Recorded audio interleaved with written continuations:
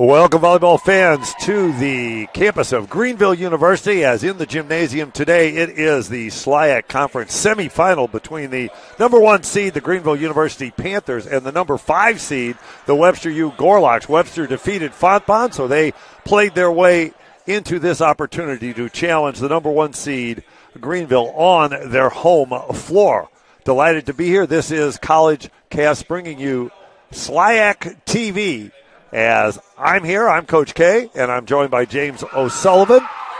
He is going to be producing everything and chipping in on commentary, and he has seen Greenville all season. James, you were the regular announcer for the Greenville Panthers. They've had a terrific year. They're 22-6 and undefeated in the SLIAC. Yeah, I believe Coach Ackerman said first time someone's gone undefeated since 2009 in SLIAC play, and they go all over the place. Yes, they do have a couple big hitters in Smith and Finch, but they'll mix it around to a lot of different players, so you don't know who's going to be attacking for them. And they do run a 6-2 offense with Jordan Lempa and Caitlin Murray, a couple of excellent setters. But that gives them 3 attackers at all times in the front row, so they do not depend on the 5-1. Their opponent, the Webster U Gorloks, the Gorloks in gray with the gold numbers, and the Greenville Panthers in their orange uniforms with the white numbers. So easy to see, as we have both a high camera and a low camera here, thanks to the technology at Greenville, as well as the efforts of James O'Sullivan.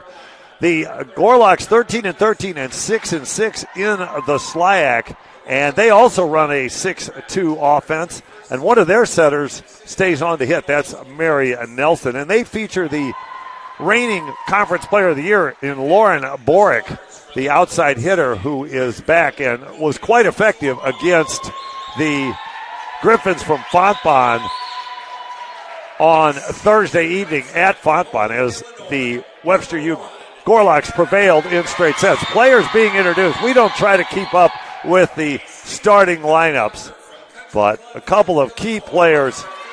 Anna Finch, number 1, and Lauren Spivey, number 3, just ran down their line. Our PA announcer today is Johnny Malabu, and he's a former player here at Greenville when they had a men's team. They're going to bring back men's volleyball at Greenville. We wish them luck with that, as always good to have another program in the world of D3 men's volleyball. The 2 coaches for this one, both veteran coaches. Tom Ackerman for Greenville in his 20th season. He's also the athletic director. And Mary Graff of Webster. She's in her 21st season, and she is the 4-time SLIAC Coach of the Year. Our officials today, they're on camera, as it looks like it is going to be Karen McNaught, a referee we've never seen, as our first referee, and Lucas Shaich as our second referee. And now we'll have our national anthem.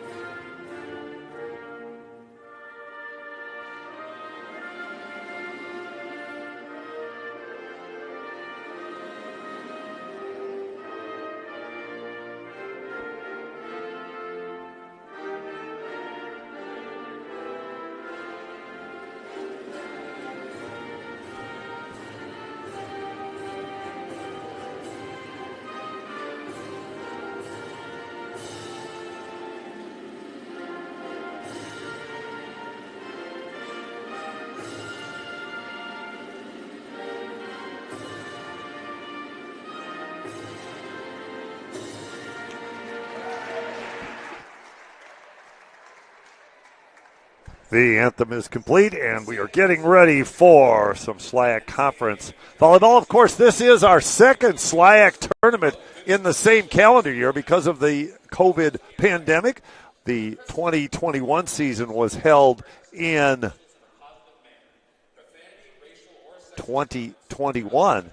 Johnny Malabu reading the official prayer here, so I feel bad talking over the prayer, but I don't believe we can pick up the audio. Actually going over some of the requirements on the campus here also. No tobacco products. James, don't get out the victory cigar, as James and I are both non-smokers, so we'll be good with the tobacco products rules here at Greenville. But these two teams played in the SLIAC tournament last year, and by last year I mean in the spring of 2021, as Webster was knocked out by Westminster in the semis in straight sets, and Greenville went all the way to the finals, which they won over Westminster in straight sets. So Greenville is the defending champion. No automatic bid last year because there was no NCAA Division III tournament. This year, the NCAA Division III tournament will be at Washington University in St. Louis in the Fieldhouse, November 18th through the 20th. And the team that wins this conference tournament will get the automatic bid. The unfortunate thing is the SLIAC conference, not a strong conference nationally, so pretty much no chance to get an at-large bid. Greenville has a nice record of 22-6, but those 6 losses, all against quality teams, including twice to Washington U, will hurt them. If they'd have won, say, 3 of those, they might have a chance at large should they not prevail. But to be really honest, James O'Sullivan, I think I'll make my prediction right now. I think the Panthers sweep this match, and they sweep the championship match regardless of the opponent. How do you feel about that, having seen Greenville all year? A very good chance of that is they play a lot of sweeps. It's very few times they've had to go to 4 or even 5. Exactly. So the first swing of the match is by Anna Finch down the line. Webster controls, and they send it back off the right side. I think that was Mary Nelson, and then a solid block. Borick, that's Lauren Borick, and her middle, Kaylee Portell. Portell was big in their first match. A lot of kills for her. Bork was kept a little quiet, but both of them teaming up there for a nice block early on. Solid double block against the first swing of the match, but going right back to Jazz Smith was the setter, who is Jordan Lempa. Free ball comes over, chance to go to Finch again. She goes over the top and out of bounds. Our officials, we started to mention them. The first referee, Karen McNaught from Springfield, Illinois. First time seeing her officiate. Lucas Shaich, who played at Missouri Baptist, was an All-American outside hitter. He's our second referee. Our line judge on the Webster side is Scott Mertens, and on the Greenville side is Augie Werner. And they will rotate around and be our officials all day. Tight, out-of-system set. Who put that up? That was Tori Ciccolaro with that perfect up out to Mary Nelson. And the first 3 points goes to the Webster U Gorlocks. Well, they must have heard Coach K's prediction. Leppa will go right side to Smith. She takes something off of it. Genzel, the libero, is there, and Borick with the kill. And Tom Ackerman has to be thinking about an early timeout in this one. He's talking to Jordan Lempa. Tom's not one to use many timeouts. No, he doesn't. So. He hardly ever takes a timeout, and certainly not at 4-0, but he's usually never down 4-0. Great serve by Ciccolaro, and it's an ace. As Tori Ciccolaro, the 5'5 junior DS from St. Louis, Missouri, and Ursuline with that ace. Her dad Joe and mom Rhonda, we know them from the club days when her big sister played at CYC. Another tough serve by Ciccolaro, and a block. This time it's Mary Nelson and Kaylee Portell. I think it's 6-0. Tom Ackerman's got to take a timeout, but he's not going to do it. He's in the all black. He's got the shirt that says the Ville. They're working on the branding here at Greenville. I like it, the Ville. Leppa's going to try the middle. First swing of the match, and that's out of bounds for Lauren Spivey. Well, my prediction of a 3-0 sweep is looking bad right now, as no timeout taken. And Ciccolaro not taking the Panthers off the hook with her bullet serve, but as soon as I say that, the announcers jinx. Coach K just jinxed Tori Ciccolaro, but a great serving run and a 7-1 lead, and the first server will be Jazz Smith for the Greenville U Panthers. She serves at Borick. That will happen a lot, and Borick attacks. Smith with the dig. Out of system ball, and Peyton Morris Was that into the net or was it blocked? It was in the net. That's what I thought. I didn't think the block touched it. So, terrible start for Greenville on their home floor. We've seen some strange matches here over the years, broadcasting in the SLIAC tournament, where the number one seed has not been able to hold the home floor. Nelson sends it over, and then a chop off the block, and that's a kill for Anna Finch, the 6-foot super senior right side from Moline, Illinois, and Moline High School. She was the SLIAC Player of the Year before Boric last season, 2019 Player of the Year. Ball tipped off the block by Mary Nelson. Then the little tip shot. It will come back. Emily Stahl almost put it on the floor. And a lift called. Not sure I agree with that one. Well, you can't call a double on the first ball over, but it really wasn't a lift because it was kind of at her face. Yeah, I'm surprised. That may be a case where our first referee, Karen McNutt, got caught making a call and didn't want to turn it into a bleep rally, so she turned it into a lift. We'll see. Here's the ball never lies serve. And that's going in the stands, so apparently the call was correct, because otherwise that serve could not have been an ace from Mary Nelson. So Mary Nelson, the 5'10 junior setter and right side from St. Louis, Missouri, and Dubourg High School. She's listed as a junior, but will graduate early. So had a visit with her mom at Fontbonne, and she mentioned she's enjoyed College Cast, bringing many Webster matches to the public. A kill off the tape. Boric. Tom Ackerman, he doesn't want to take this timeout, but he's going to do it as he steps over at 2:11, and he takes his first timeout. We'll talk about the Greenville U Panthers coaching staff at this first break. It's Tom Ackerman in the black jacket with the Ville on it. He's in his 20th season. The tall gentleman is Phil Davis, who is an assistant coach. The lady with the beautiful red hair, that's associate head coach Haley Gibson. She's a former middle hitter at Greenville. And then the other assistant coach, the gentleman, is Nick Corrigan, and he will be the head coach of the men's team when Greenville brings back their men's program. That is the coaching staff for the Greenville Panthers. Want to give a shout out to Ivan Estevez. He used to be a coach at Greenville, but he was elected to the Greenville City Council. We saw the signs when we were here last year, and so he's now a city councilman in Greenville. So we don't know if he's in the House, but Ivan Estevez, now part of the city government for the beautiful town of Greenville, Illinois. I love Greenville. I hate driving here, James O'Sullivan. Little bit of IDOT construction work on 70 made it tough, as Nelson with the serve behind the timeout. It's a good one. Finch runs the slide, and Anna Finch scores. That looked like a called play out of the timeout. I'm sure it was, and yeah, it might look like a slide, but she actually plays a lot more right side than middle. So she still uses the slide approach. Right. But it really is just setting the opposite. Well, it's a right side slide, and there are some teams. Missouri Science and Technology uses that all the time with their right sides under Andy Hallis. And that's become a new wrinkle for right sides. And Finch can do it well. Here's a shot. That's going to be 4 contacts. Yes, Lucas Shaich gave the signal. That was 4 contacts. It was pretty obvious as that ball hit the top of the tape and didn't touch the block. Second referee signaled it on his shirt. I could see it from my vantage point. We're at a great location right behind the scorer's table here. We love coming to Greenville. I did a number of broadcasts here during the spring 2021 season that substituted for 2020.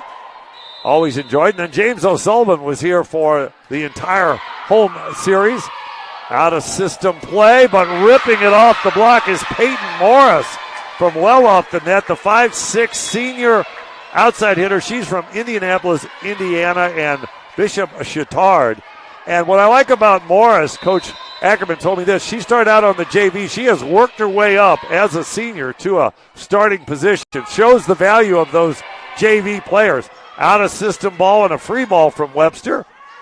And attacking. That would have been out, but Sakura Patton will take it. It hit Genzel, and now the lead is down to 7.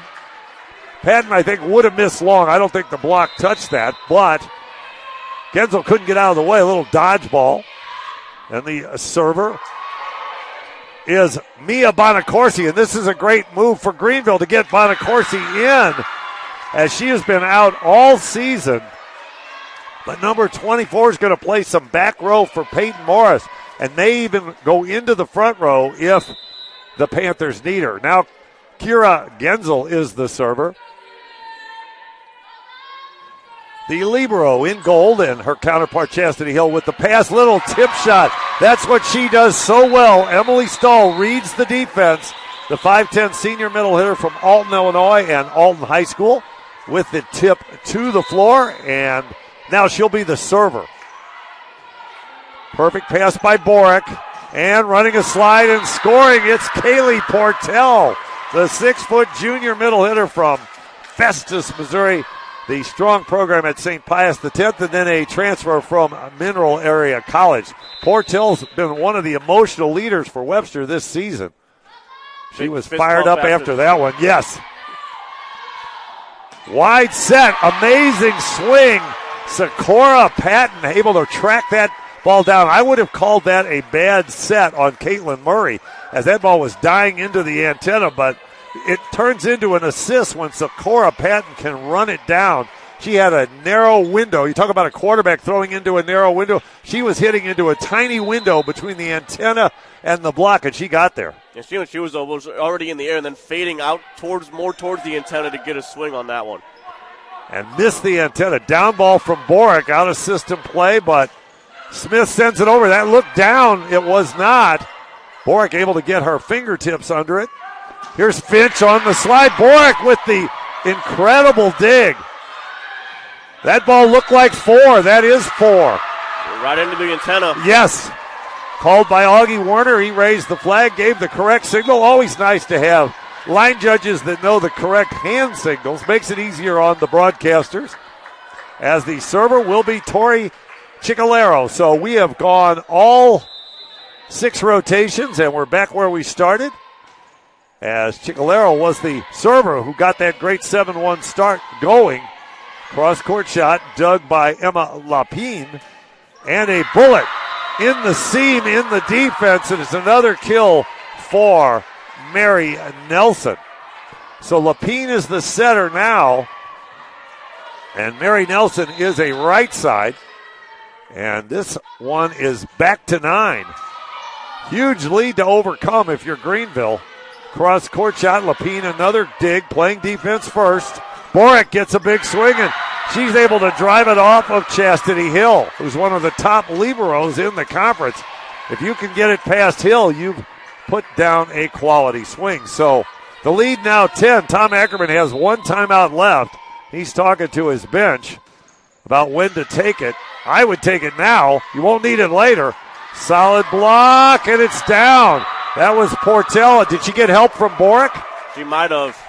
Somebody was there with her. It might have been Nelson. It might have been Borick. It might have been all 3 of them as they stop Lauren Spivey in the middle. So Ciccolero into the net. Her 2 serving runs have only ended with missed serves, as no one has been able to get a side out on the Greenville side when she put it in. Lead is 10, almost impossible to overcome in rally scoring. Genzel, quality pass. Lapine's going to try. Nelson, that looked like 4, and it was called. Late call, as that ball was into the tape. We've had a number of swings where hitters have just gone too low, and they haven't hit the block. They've hit the tape. Genzel with the pass, and a power tip down the line. It's a kill for Borick off of the setter, Jordan Alempa. Very smart play by Borick. The hard tip right there towards the setter. You know she's going to be leaving early or wants to, so that spot's going to be open. Oh, that ball's good. Finch with the foot save and then the block, and this is going to be 4 contacts. So excellent play by Julia Fry. She recognized that the kick save by Finch kept the ball alive, and so when the ball was going to be cleared, Fry got up and stuffed it. And the server is Portell. That ball's in. Down the line. Late call by Augie Werner, but he got the call down. So this is it. You have to start the rally now, James O'Sullivan. You can't wait till 23 or 24. Have to start it while it's still at 20. That looked like 4 contacts. We're getting a lot of balls right into the tape. Let's check that net height. They must be playing on a 7-6 net. This won't come back. Almost a mistake by Finch. If she touches that as an attack, that's an illegal contact. If she touches it as a block, she's legal. Also, if she goes into the net, that's a big mistake, but it didn't happen. Ball coming inside, just tapped over by Fry. Finch will get a swing. No transition. Now it goes down. Julia Fry turned. The ball hit the top of the tape and then hit her in the back of the head. So Finch will pick up the kill, and the scoring run is started on the serve of Chastity Hill. Coming down the middle is Borick. Triple block is up, and Borick scores anyway. Panthers put up 6 hands, but no stopping Borick on that power tip. The lead is 9. Again, it's still not too late, but it has to happen on the next server, and that will be, well, it won't be Anna Finch. It'll be Caitlin Murray on the double switch. Low pass, but great recovery. Peyton Morris did not make a perfect pass, so she had to take a platform-style set, and then she rolled it right into the center of the Webster defense. And the Panthers go on the serve of Caitlin Murray. 5'3", junior setter from Elgin, Illinois, and Harvest Christian. Cross-court shot. Murray will get a chance to set Morris. She pushes off of hands. Saved by Nelson, and then it comes back as a free ball. Chance to run Stahl in the middle. Nelson with the dig. This will be a down ball from Borick. Stahl touched it. It almost hurt the Panthers, but it did not. Another dig by Nelson from her center position. Cross-court shot.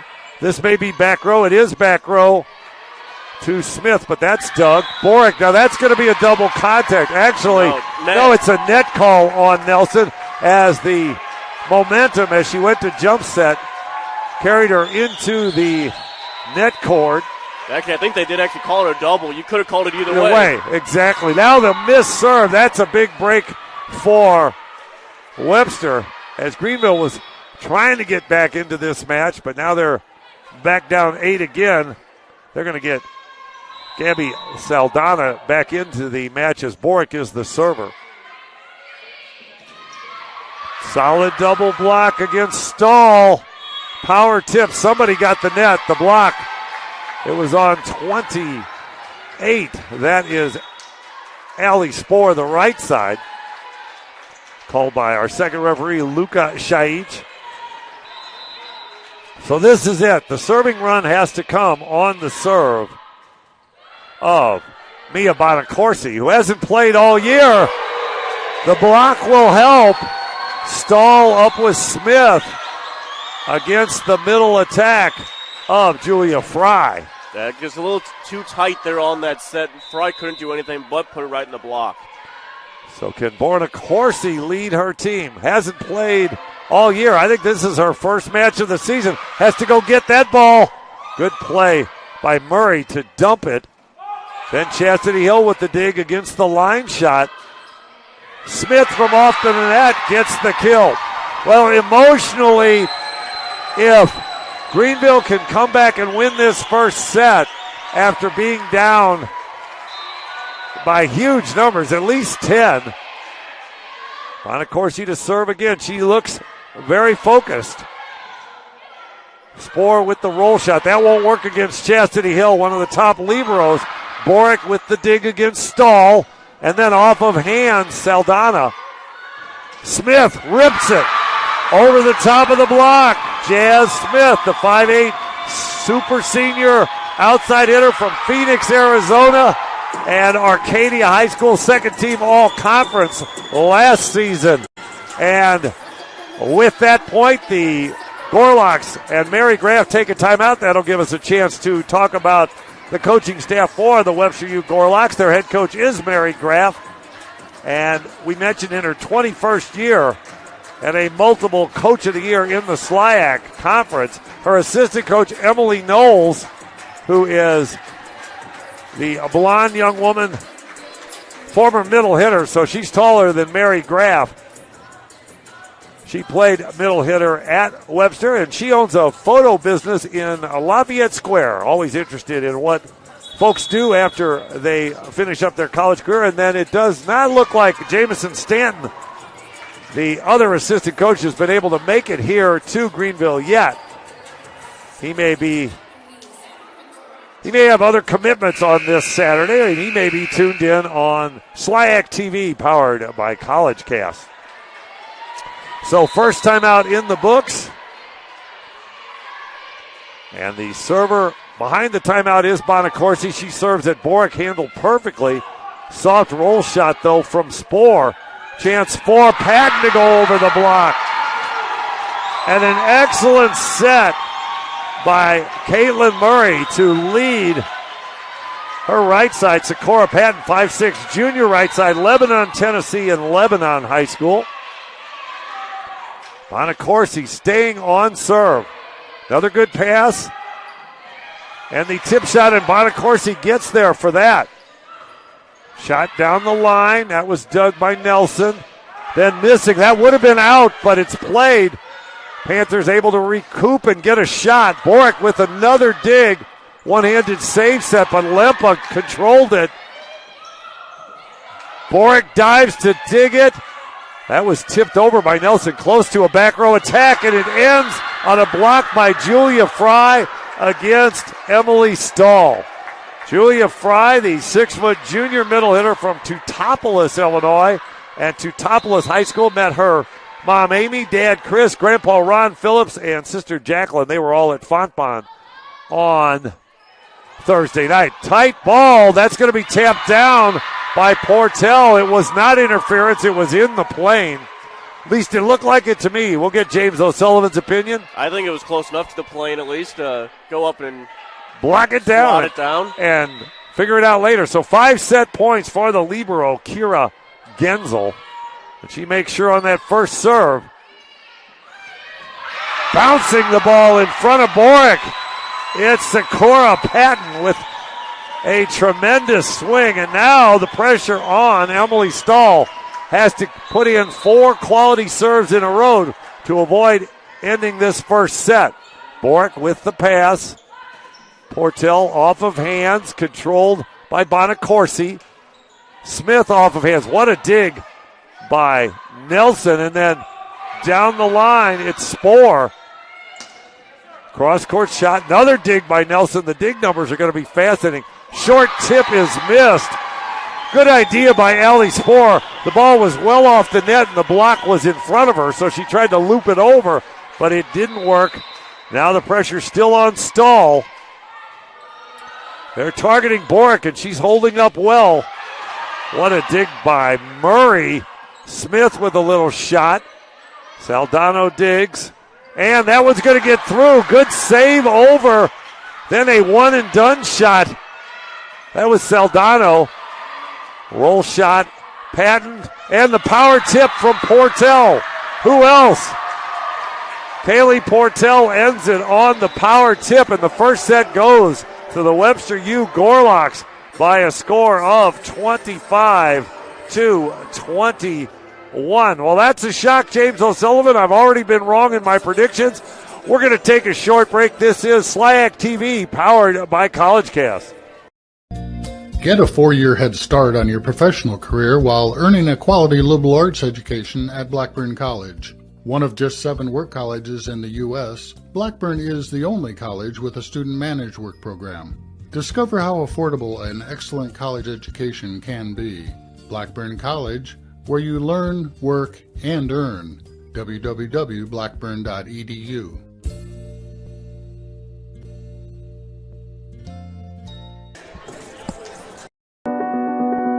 In this life, many will underestimate you. Let them. Just keep climbing your own path. Class by class, build your own foundation. Follow your own dreams. When others finally take notice and wonder, how did you get here? Just smile and say, didn't you know I had wings?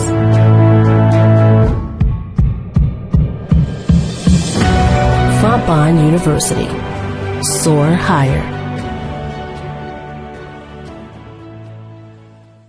Back on the campus of number 1 seed Greenville University as the Webster U Gorlocks, we'll call it an upset since it's the number 5 seed taking the first set by a score of 25-21. This is SLIAC TV powered by College Cast. I'm Coach K, and James O'Sullivan is to my right. He's seen a lot of Greenville matches this season. I don't think you've ever seen Greenville fall behind by, I believe it was 10-2 at one point at the beginning of a set. It was 11-2 when Tom Ackerman took his first time out. Have not seen him come out that slow yet in a match. The closest he probably would have been was when they had Wash U here, with how good we know that the Bears are. But it was a slow start, but you have to like what they did coming back and making that one close at the end. The momentum's in the Greenville side now with that nice comeback. Yeah, that's true. When you fall way behind in a set and you probably guarantee you can't win it, you want to at least change the momentum so that when the next set begins, you can come out and not start with the 11-2 deficit.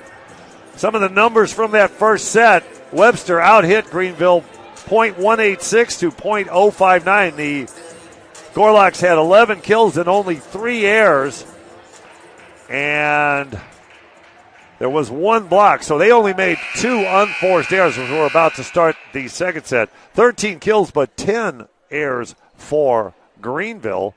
And of those 10 errors,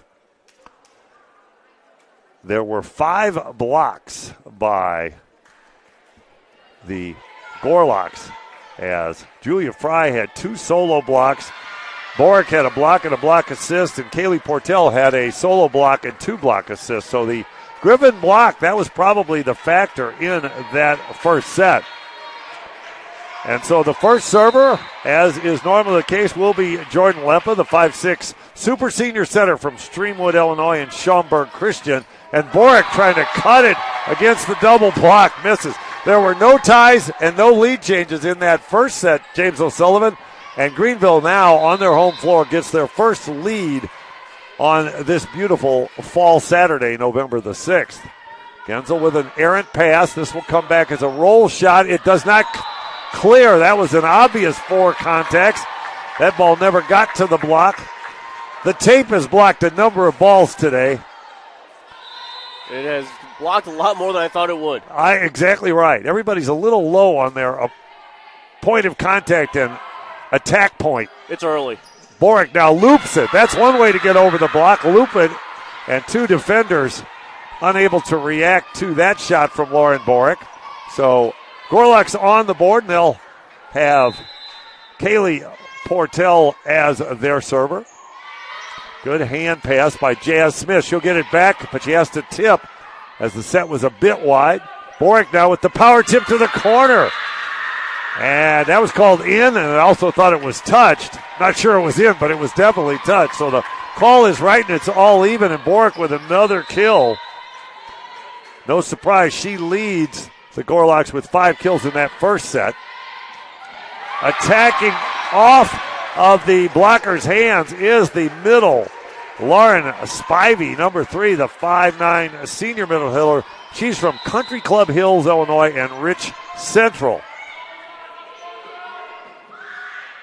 Shot off the tape by Nelson. Patton with a roll shot. Lapine gets it to Boric. Boric with the candy cane tip, but it is covered nicely by Peyton Morris. Then Boric blocks Finch. Fry's shot is controlled, and Finch finishes with that little slide approach from the right side. Anna Finch feeling it. And if that's the case, Jordan Lempa should feature her right side as often as possible. When you've got a hot hitter, just go to her. Absolutely, and Lempa goes to Finch quite a bit to begin with. It doesn't matter if she's hot or not. They have a great connection. Well, you've been playing together so long, I know why. Borick is blocked. It's Spivey and Fitch up against Lauren Borick. No cover from the Gorlocks. So Mary Graff will not wait as long as some coaches to take a timeout. She'll take a timeout under 10. Out of system ball. Borick's going to give a down ball. Chastity Hill handles it nicely. A shot out of the middle. Lapine with the dig. And ripping off of hands, Mary Nelson. Excellent set out of system. As Lapine will depart and Allie Spohr will return. Mary Nelson will be the server.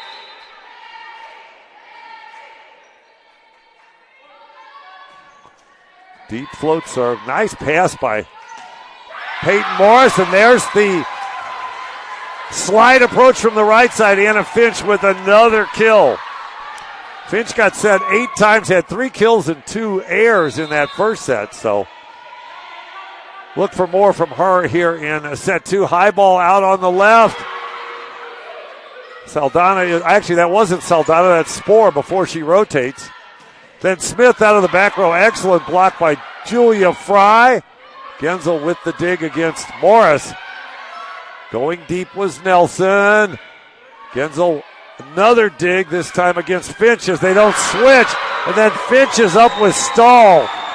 So that's the super senior block. COVID allowed players to come back, and nobody has done better in bringing players back than Greenville. As Finch is a super senior, as is Olympia. A miss hit by Borick on the 2 set with the 5-point lead. Here's a timeout taken by Mary Graff. We'll wrap up our stats from set 1 before we talk about anything else. So among the 11 kills for Webster, they got 5 from Borick and 3 from Portell. Among the 13 kills for Greenville, they got 4 from Patton and 3 each from Finch and Morris. 7 assists for Caitlin Murray, 3 for Jordan Lempa, and that's unusual because Lempa's the first setter on, so typically she has more sets. Assists for Mary Nelson, 4, and Emma Lapine with 2. Actually, Tori Ciccolero, the libero, actually had more assists than one of the setters. She had 3 in that first set. 2 aces and only 2 misses for Webster. No aces, 1 miss for Greenville, so good serving on both sides. And then the digs, Chastity Hill, no surprise, led Greenville in digs. She had 6 of their 28. 7 digs by Lauren Borick. She had over 20 digs at Fontbonne on Thursday night. She's been strong in that department. 7 digs also by Mary Nelson. So defense a big part of that first set win. That one goes long for Julia Fry. Trying the power tip to the corner behind the timeout, and Chastity Hill with a good serve. Now, the serve behind the hitting area is another good one. Every serve going at Borick, making her work. Good up by Smith. This is tight for Finch. She's blocked, but it's controlled. Smith from the back row. Fry was up, but you can't stop it. But she tips the dig over and out, and the lead is now 7, so almost a reverse of the score if Greenville can get a couple more points. They can have the same 9-point lead that Webster did in set 1. Smith out of the back row, setter dump. Chastity Hill reads that perfectly. Genzel able to stop Finch. Cross court shot, that was Spohr. And then a ball that's wide left, no touch. Emily Stahl lobbying for the touch, but she will not get that call as it was untouched. That's the nice thing about having Scott Mertens and Augie Werner as line judges. You get pretty accurate touch calls. 3 set. Stahl with the put away. Quick first ball, side out. Perfect set by Jordan Olympia to Emily Stahl. So Webster down 7 again, and Caitlin Murray is back in to run the offense. Sakura Patton to play right side. Nelson going out to Sounded like somebody got the block, got the net. It seemed like there was a different sound off that swing. It seemed like the ball wasn't the reason the net bounced. It was one of the blocker's hands, but no call by Lucas Shaic, and then the serve goes out for Olympia trying to serve deep corner. So the Gorlocks back within 7. And Kira Genzel, the 5'5 senior libero from Clarkton, North Carolina, and Harolds Christian will be the server. And she plays middle back on defense. Don't see that from a lot of liberos, but that's what Webster does. Kill for Sikora Patton lined up on the left. She gets to take one swing from over there as Peyton Morris will come off, and Mia Bonacorsi, the 5'10 sophomore outside hitter from St. Peters, Missouri, and Fort Zumwalt East, who's been out all season, will come back on. Coach Ackerman says she wasn't exactly game ready, but she was ready enough. Kaylee Portell running the slide as she puts that ball on the floor. And Allie Spohr, the 5'9 senior right side from Quincy, Illinois, and Quincy High will be the server. Now in this rotation, Spohr can set. Double contact called, I believe. It was called on Caitlin Murray. Tom Ackerman working second referee, Lucas Shaic. He's good at that. He has that down. Tough serve, but handled by Chastity Hill. And then a diving dig, Spohr, but it will not come back. So the tip scores for Greenville, and they get the serve of Emily Stahl. Great to see Mia Bonacorsi on the floor, as she has been out all year with an injury. Lapine out to Nelson, and it's a kill for Nelson. Took advantage of a middle hitter as a left back defender. The ball hard driven off the block, and it died in front of Stahl.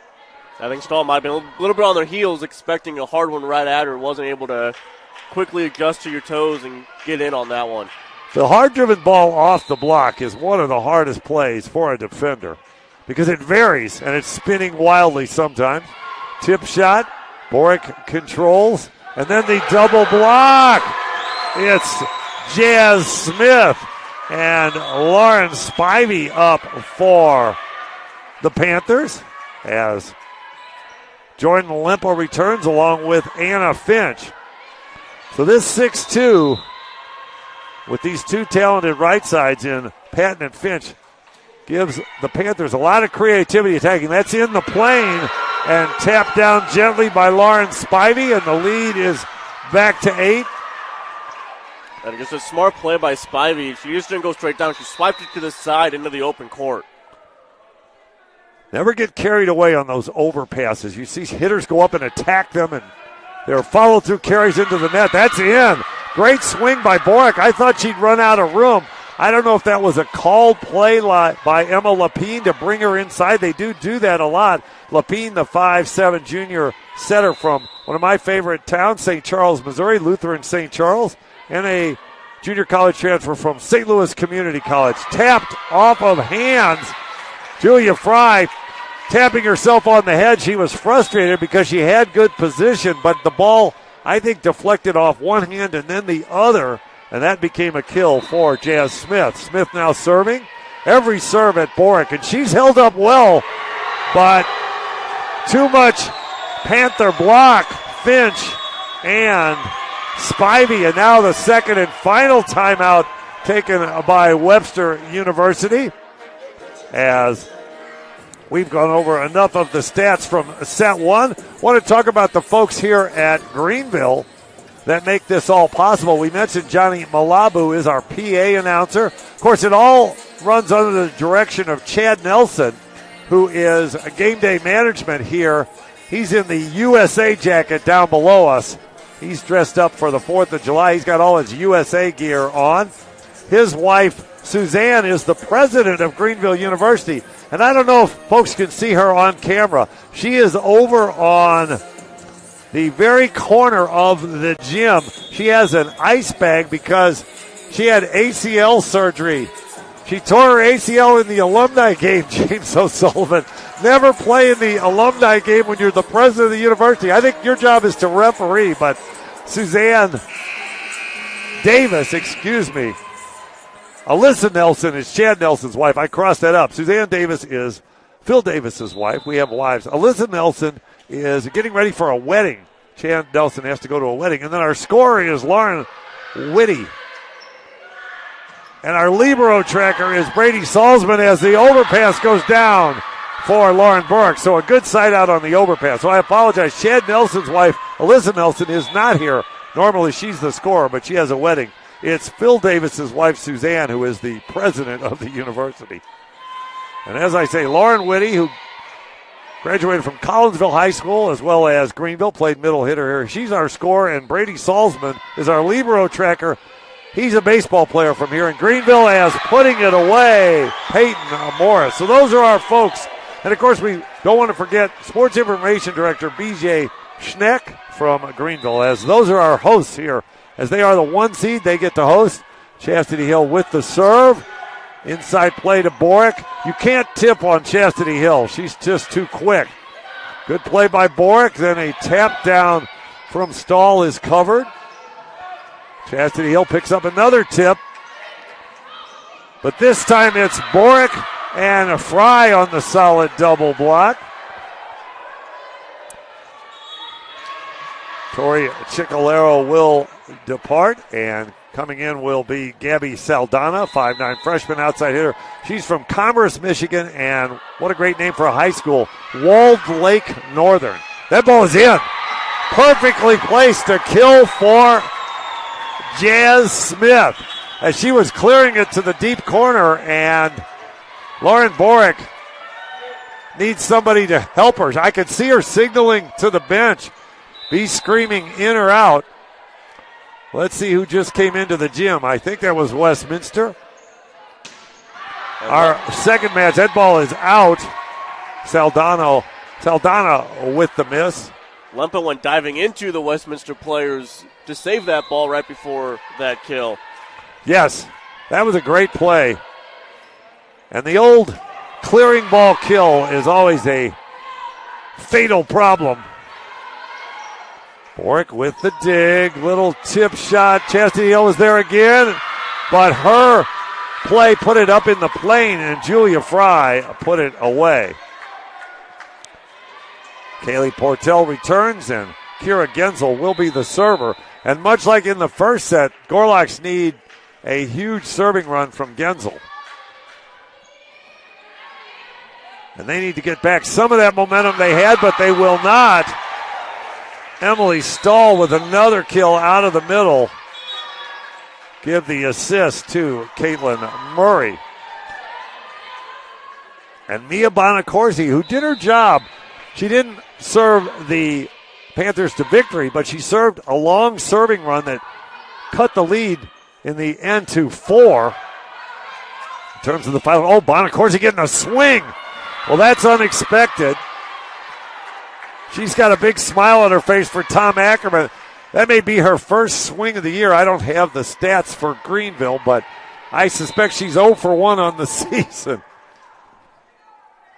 Probably not the perfect choice, but with the score 22-13, you can afford to risk it. In case you need it later, Portell up with Saldana on that double block. Webster's block has been big in this one. Really big in that first set. A little bit slower here in the second, but still getting hands on a lot. Now they have good placement. No stopping that swing. I think she got it between the blocker's hands and the antenna. Jasmine Smith with her hardest swing of the match. And only 2 to go for the Greenville Panthers. Looks like we're going to have a little doctoring over here by Tom Ackerman. He has a little cut on the arm of Chastity Hill. He's getting a bandage on that. Power tip is blocked. That should go as a block assist for both Lauren Spivey and Sakura Patton. So definitely Westminster is here. Power shot off of hands. Mary Nelson with the kill.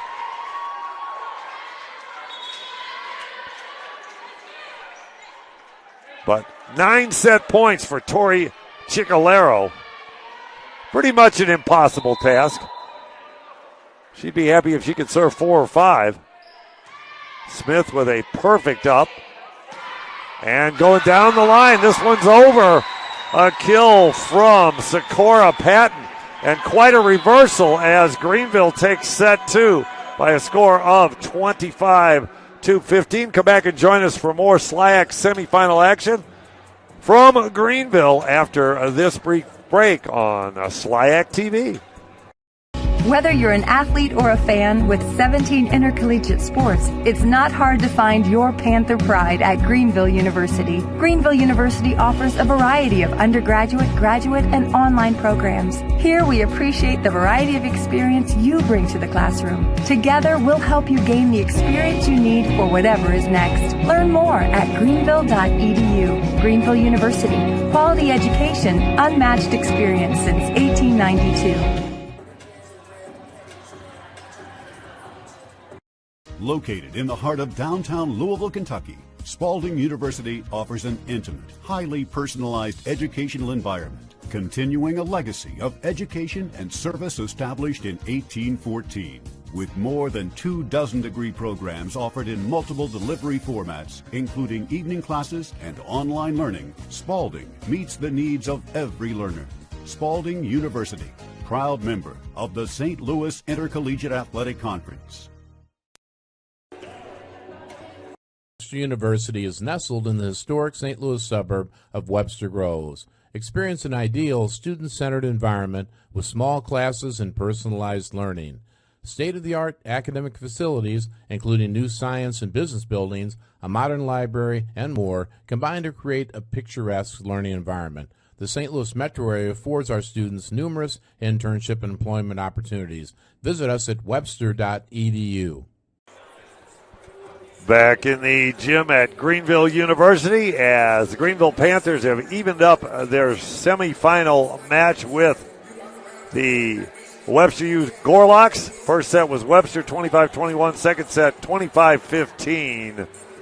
Greenville powered up and took that second set. To show you how Greenville improved, they sided out at 44% in the first set and 80% in the second set. So that is quite a turnaround in side out percentage. The Panthers already on the floor as they are undefeated in SLIAC play. They did go 4 sets in both their matches with Webster this season, but they won all 6 matches against the 4 teams here at the SLIAC qualifying tournament. This is to get the automatic bid into the NCAA tournament. The A bid, there'll be 44 A bids and 20 at-large selections, and the SLIAC is just not a strong enough conference yet for consideration for an at-large. Greenville certainly upped their schedule this year, and had they won some of the matches that they lost against some quality opponents, they played a very strong Wisconsin-Eau Claire team to 5 sets, a team that's the first seed in their conference. As Tori Ciccolaro will be our first server. Webster has the serve. Greenville now hitting 131, 25 kills, 14 errors. Webster 062, 20 kills and 15 errors. And there's a ball into the Webster block and then cleared back over by Anna Finch. Nelson goes over the block, cross-court shot. Smith likes to stay right in this rotation.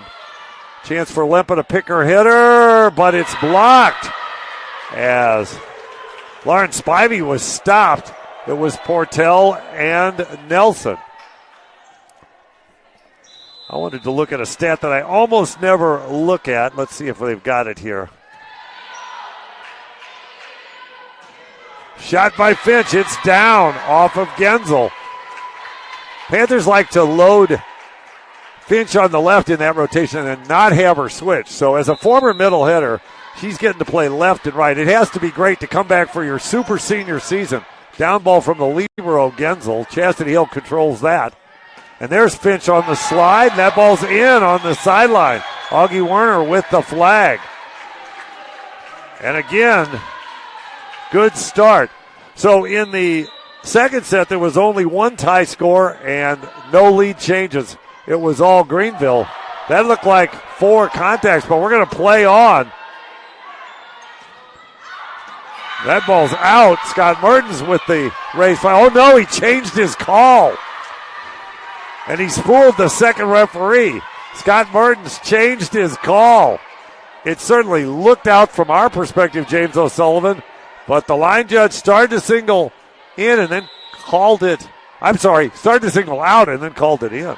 I actually thought it might have hit the line, so it might have. I wasn't surprised by the in call. The block's in the net. They're going to call it on, I think, Mary Nelson, 27. One thing about Lucas Shaitz, our second referee, first of all, he's right in front of us. And secondly, he gives the numbers pretty faithfully, as Chastity Hill will be the server. Power tip. It's dug by Limpa, and it comes back, goes long. The clearing ball over the end line. So Webster will take a free point. I think Chicalero was the one helping Gensel, telling her that one was out. Yes. Important. When a teammate lets a ball drop, as Lauren Borick did earlier, usually it's your teammates that cause that. Nobody's talking, and sometimes you can't find these orange lines here at Greenville. They're not the easiest to see. Ripping off of high hands. It's Sakura Patton with another kill. Actually, no, that was not Sakura Patton. That was Peyton Morris. Excuse me. Sakura Patton just came in. Got to make sure of who's on the floor and who's not. Little roll shot. That won't go. The hitting error, and Panthers have the lead.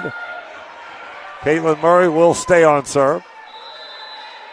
So Sakura Patton's on now, but she, like Anna Finch, doesn't switch in the receive in the serve rotation. Cross court, that ball is out by Peyton Morris. As Chicalero will leave and Gabby Saldana will enter the match. And Lauren Borick, 5'11 junior outside hitter from Belleville, Illinois, and Althoff High School on the floor.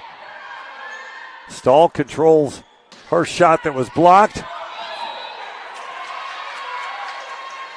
Well, this has to be a lift because it can't be a double. That might have been a lift on Saldana. That was a strange-looking play. She got handcuffed after the ball skipped off the block. And that was more going at her chest, so I can understand the lift, unlike the one we had in the first set where it was up near the face, where it's harder to lift. Ball off of Borick. Ace serve by the newly activated Mia Bonacorsi. That was a surprise. I'm glad I visited with Coach Ackerman because I had Bonacorsi mentioned on the roster as out with an injury all season. Tipped by Saldana. Then a solid block. Well, the blocking has continued for Webster. This time it was somebody new in the match. That was Carter Hilliard as part of that block with Ellie Spohr. So Carter Hilliard, 5'10 freshman middle hitter from Edmond, Oklahoma, and Edmond North is in, or at least was in that rotation. Stahl turns it nicely off of Portell. James O'Sullivan, Emily Stahl at 5'10 has always impressed me as a middle hitter. Not the biggest player, but she has all the shots. Yeah, she certainly does. Good one there. I think the block a little bit too far over towards this near antenna, so an easy swipe off the hands. Double contact. She's nodding in agreement. Mary Nelson agrees with that call.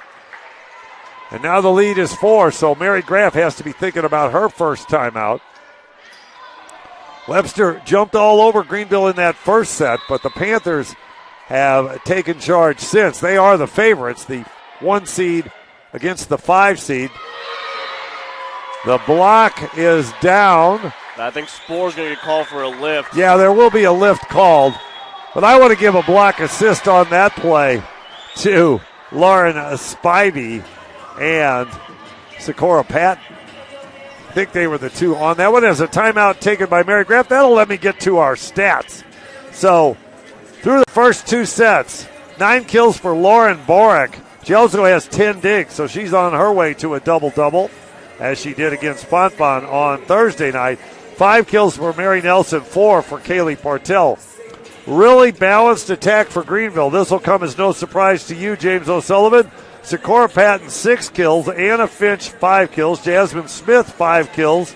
4 kills for Peyton Morris, and 3 for Emily Stahl. And then Lauren Spivey chips in with 2. So every attacker with at least 2, and all attackers between 6 and 2 kills. They have 25 kills. They're up to 131 on their hitting percentage. Lempa with 10 assists. Murray now with 11. Lapine with 6 and Nelson with 6. Defensively, 38 digs for Webster. They've been solid trying to keep the ball alive. Borick leads the way with 10. But nobody a better digging libero than Chastity Hill. She's got 13 digs of the 43 for the Panthers. Power tip from Portell. That might have been a lift, but not called. And then that is into the tape, so 4 contacts. I like the look on Jazz Smith's face. She was surprised that didn't work. She took a little slide approach, went off of 1 foot, and was trying to loop it to the backcourt, and she caught the tape. Always have to look as a hitter that you're stunned if the net ever blocks you. Murray's going to go to Sikora Patton from the right side. She's been a force. Yeah, this might be the first time I've seen her actually lead in kills. Normally she's the one down near the bottom. Still gets a good amount of swings, but she's been really big in this game. Yeah, she's been strong this entire match. She came out ready to play, and if anything, that first set annoyed her. In fact, it looks like it's annoyed all the Greenville hitters, so they've been swinging extra hard as the serve's put in by Murray. Tip shot by Portell. Here's Finch on that slide approach. Another dig for Borick.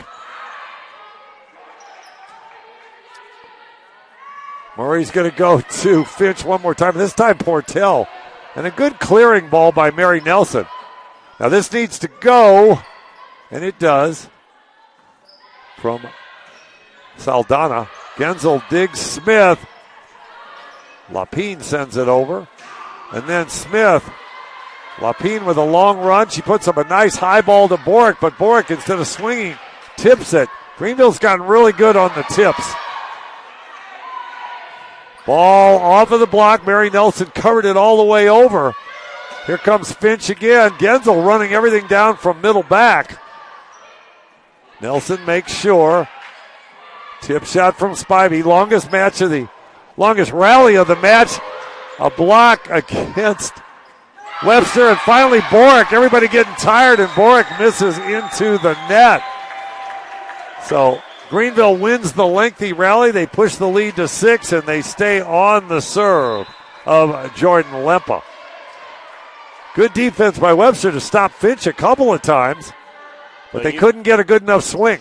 You mentioned Genson running everything down and how rare it is for her to be playing middle back. She almost takes a running approach. She's almost off the court and just runs up. That's why she's always there and running she through stays everything. deep. A lot of times players creep up, and Genzel stays deep and is moving forward. And her feet are always moving. Even when she's still, they're still tapping on the ground. Smith with the pass. She gets it back. Lapine digs it. Nelson with a soft roll shot, easy for Chastity Hill.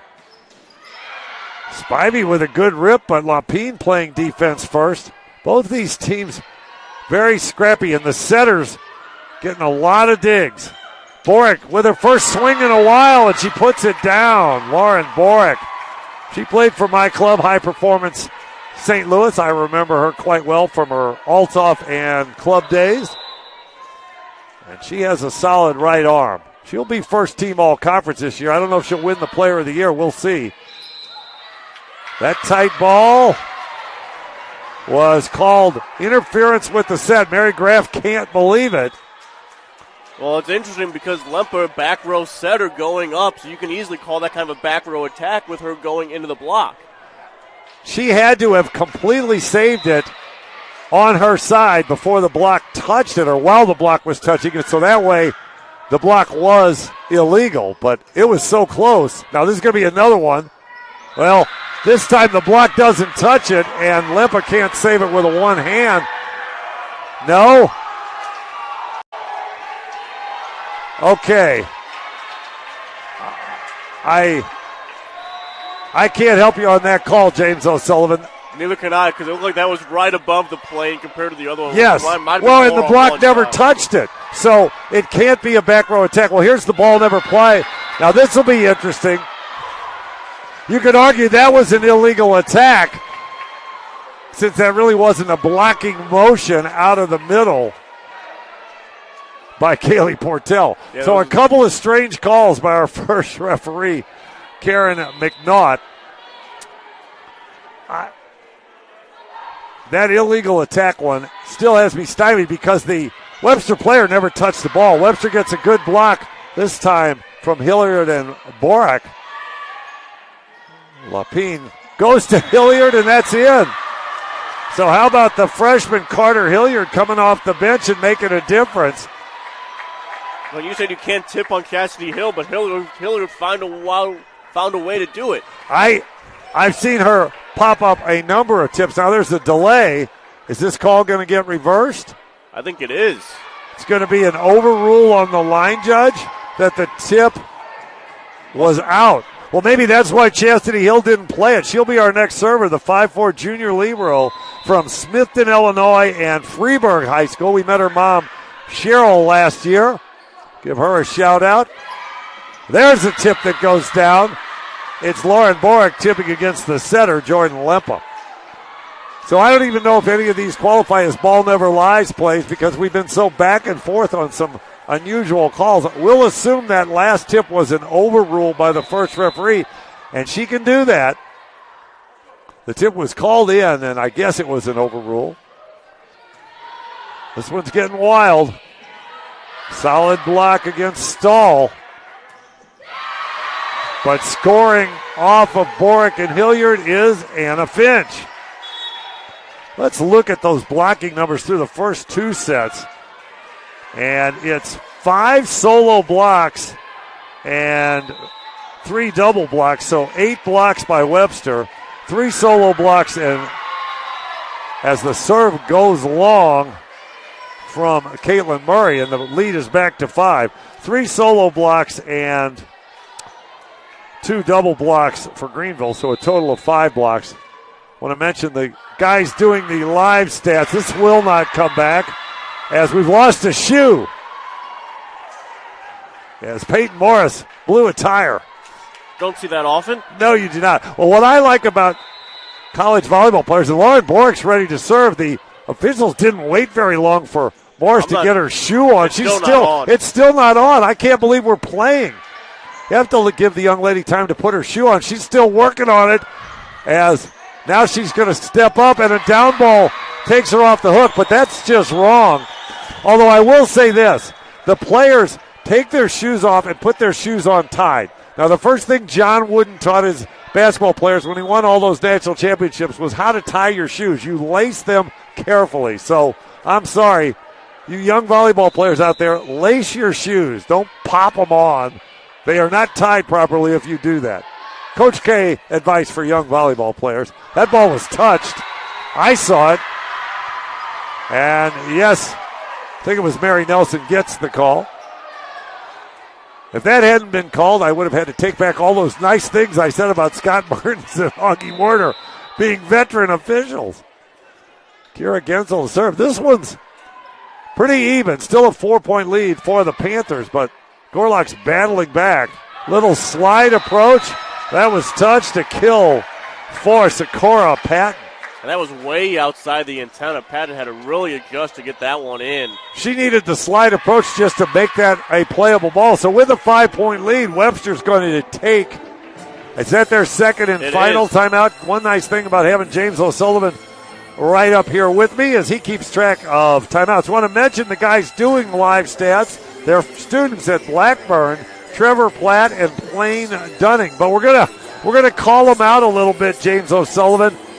They've got 5 solo blocks for Webster and 3 solo blocks for Greenville. I think they're being a little generous on the solo blocks. One of the rules in volleyball stat taking is if 4 hands go up and it hits just one of the players, even if the other player is late, they each get a block assist. So we may have to coach up Trevor Platt and Blaine Dunning because I don't think their solo block numbers are quite accurate, which means somebody that should get a block assist is getting shortchanged in our stats, but the total number of blocks look pretty accurate, and that's been one of Webster's strengths in this match so far. Well, when they met just a couple weeks ago, Webster had 14 solo blocks, 14 block assists, 4 solo blocks in that one. So they were big in that. Yeah, they do get their middles up, and Greenville is a team you have to block, as evidenced by that little roll shot. So knowing the block was there, Jazz Smith decided to get creative. I like to call that the candy cane tip, where it's the shape of a candy cane, comes right down the back of the blockers, and no digger available. Tool time. Kaylee Portell off the block. So the timeout count is 2 for Webster, and has Tom Ackerman used one? He has not. Not in this set. So he has the advantage in that regard. If he needs to take a timeout, he's got 2 left, but no timeout needed if you're getting first ball side outs from Lauren Spivey. Again, the balanced attack.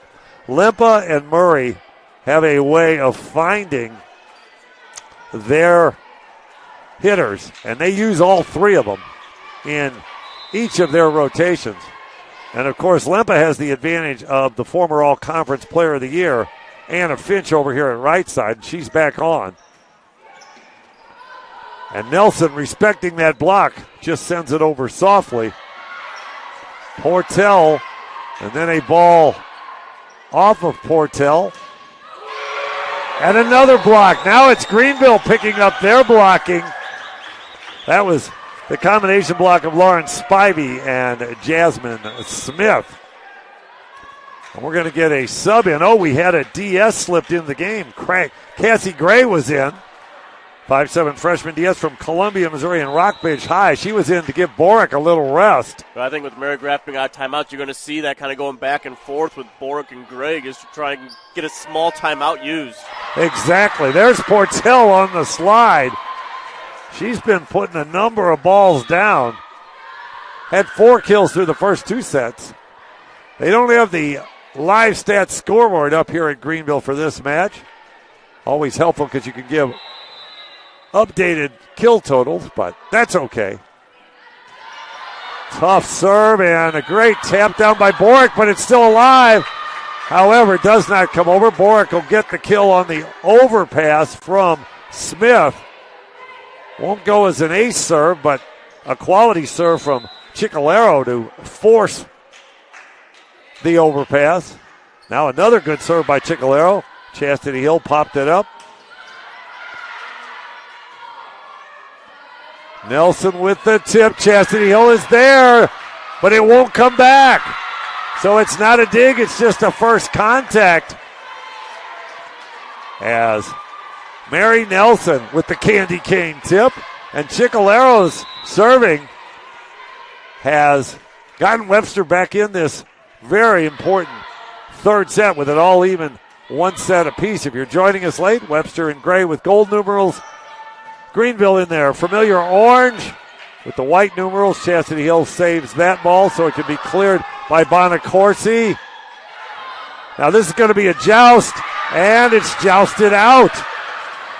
She tried to wipe it off the hands of her opponents, but Lauren Spivey did not connect with Portell or Borick, and the lead is 3. So Tom Ackerman with his setter Limpa in rotation 1.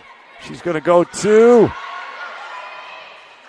Jazz Smith. Now that ball's in the plane. Good play by Mary Nelson. It will come back as a free ball. Little indecision. Smith finally got there after the free ball. Lapine to Portell for the kill, and the lead is 2. Tom Ackerman. He just doesn't like to take timeouts. He likes the players to fight through it. He's got a good rotation here with Finch on the left and Smith on the right. That ball's out. Chicalero claps her hands in disappointment. She was on a good serving run as she's gotten the Gorlocks back in it. For those who don't know, I did Fontbonne volleyball all season, so the term Griffins is common to me. But the Griffins are not here as Boric, she's one of the reasons the Griffins aren't here. She had 18 kills and 29 digs against Bonbon, and then she picks up another kill from her left side position and cuts the lead to 2. Portell with a key serve, and she misses out. So 2 missed serves in a row really hurt Webster. Both these teams with a proud history of winning the SLIAC tournament, but it's been lots longer for Webster as they're trying to pull the upset. Boric coming down the middle. Lempa digs the push. And then looping long. And it's unforced airtime late in set 3, James O'Sullivan, as both teams unable to put the ball in the court inside the orange boundary lines. These lines are tough to see. I've seen tougher, though. Well, Fontaine used to have tougher, and they fixed theirs. Big kill from the super senior. Actually, no, she's just a regular senior, Lauren. Emily Stahl. Yeah, she's just a regular senior. Lempa's a super senior, so is Finch, and so is Jazz Smith. Those are the 3 that came back for a 5th year. As it's an ace serve to wrap it up for Caitlin Murray. So the best set of the day. Greenville wins it by a score of 25-21. Will the Gorlocks be able to come back and win set 4 and force a deciding 5th set, or can the Panthers wrap up this semifinal by winning 3 in a row? We'll find out. Come back and join us on SLIAC TV, powered by College Cast. Into this world with a purpose, to not simply be, but to become the embodiment of everything extraordinary that lives inside of you. Your quest to fulfill your purpose can begin today at Westminster College. The faculty, staff, and alumni of Westminster are unified toward one goal: to provide the intensive focus and clarity you need to take ownership of your future. This unequaled learning experience will harness the power in your purpose and embolden you to unleash it as you go out into the world. Westminster College in Fulton, Missouri, the power in...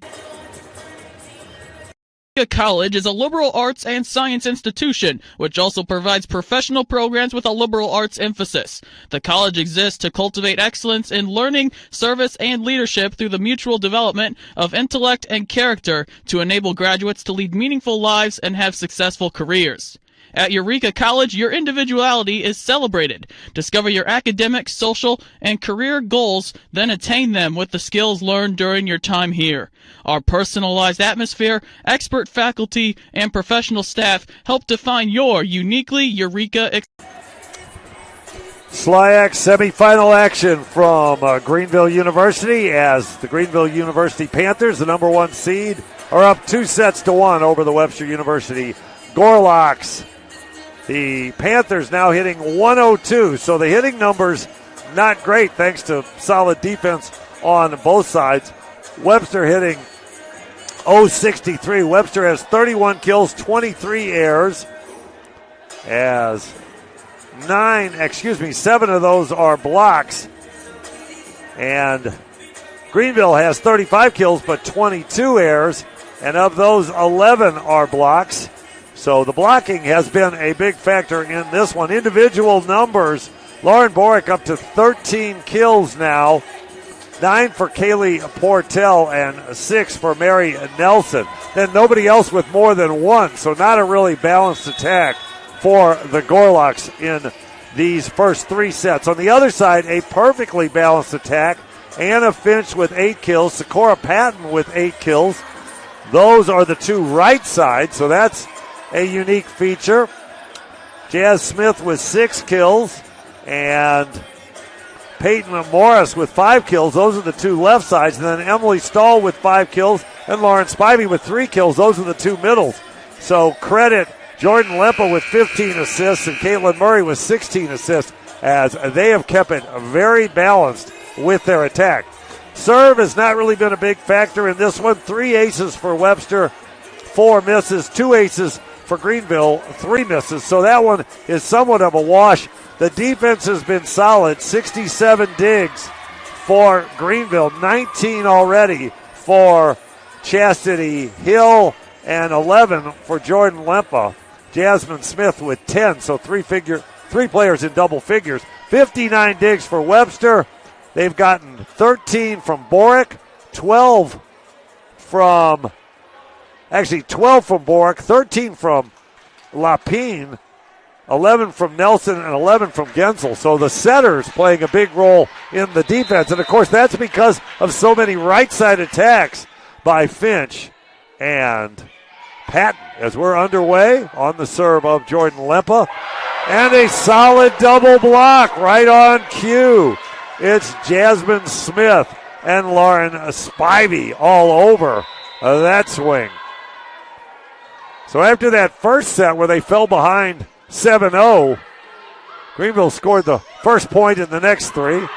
Tool time. Boric ripping it off the block. Lauren Boric on that inside set. Credit Emma Lapine. We'll have to watch and see if any subs are added into the mix for this set. Deep serve is coming back as an out-of-system ball. One-handed dig by Chicalero, and Boric finds a seam. So, Coach Tom Ackerman talking to his star player, Anna Finch, as she gave too much line, I think is the commentary. Because I don't see how Boric could get it between Finch and the antenna. Either that or that Lempa left too soon from playing defense. Well, that could be. That could be. Now the roll shot goes down the tape. A miss from Jazz Smith. She pats herself on the chest and says, yes, that was on me. And Webster has a 2-point lead. Two-person receive here. Well done by Peyton Morris. And that ball's...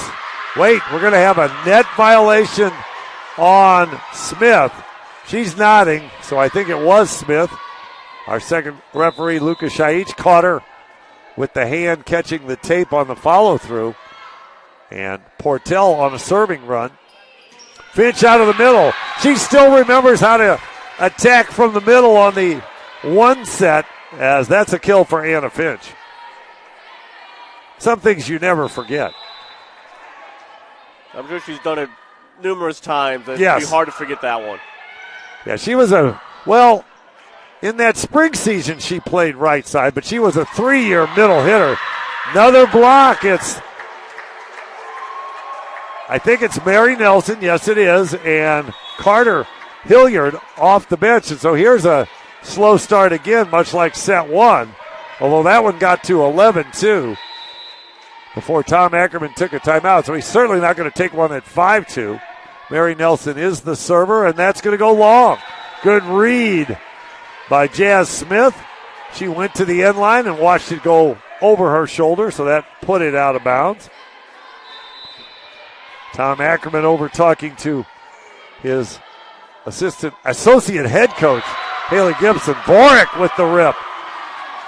So you don't want Boric to get any better than she's been so far. She has 13 kills, but 8 airs, hitting 128. But she's gotten a couple of great swings in this one, as she's now the server and will defend back left. The tip shot goes down. Anna Finch. She has been so impressive for so long. She was a starter as a freshman, as I recall. We'll have to go over the SLIAC history of these two teams when we go to our first timeout. A little tap by Spohr is blocked. Then a tip the other way, and the block's in the net. It's on Allie Spohr. Sometimes if you don't get the ball, your hands carry forward into the net.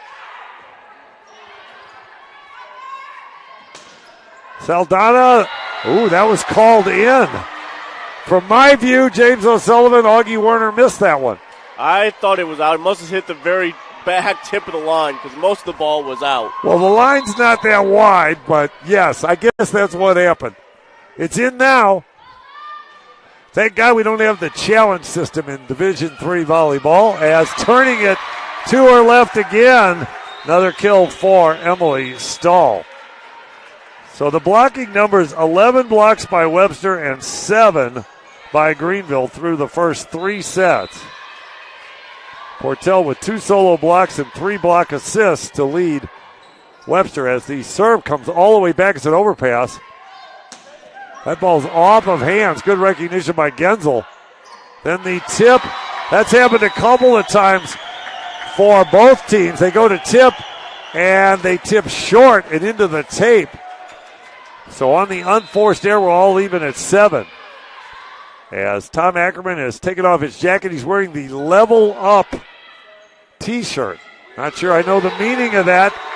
Good block by Stahl and Smith. That ball looked like it caromed off of Smith and then off of Stahl. And they weren't tight together, but they each got a piece of it. That'll be tough on the live stats, guys. They'll give 2 solo blocks. Solid block by Webster, but covered well. Borick showing great hands. Stepping in and setting the right side attack. Give that assist to Lauren Borick. If she wasn't such a good hitter, she could be a setter. At 5'11", that would be a good thing. So we're all even at 8. And the server is Allie Spohr, and that's going to go long. Jazz Smith getting a little carried away on an out-of-system ball. Trying to do too much. And Webster has a 1-point lead, and Spohr will serve again. 3-person receive for the Panthers. They are targeting Smith, that is Webster, and scoring is Stahl. This time she went the other way. Portell got a solid touch on it, but it caromed over toward the scorer's table. 15 subs allowed in NCAA women's volleyball. And both these teams run a 6-2, and I don't think either has run out of subs. Little short shot from Borick. Quick tempo ball out to Smith, handled by Genzel. Borick is blocked, but covered. And then that is a solo attempt by Smith. And ripping off the edge of the block, it's Sakura Patton. So Patton having a day, James. Yeah, she definitely is. See what she's up to now. She had 8 kills, hitting .375 through the first 3 sets. Can't ask for more than that from a right side. Here she comes again, and that's long. Jinxed her. She picked up a hitting error. Didn't get the block. She was really trying to attack the hands.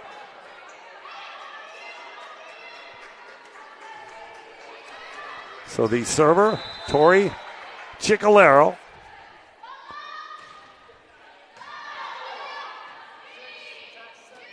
Oh, mixing it up.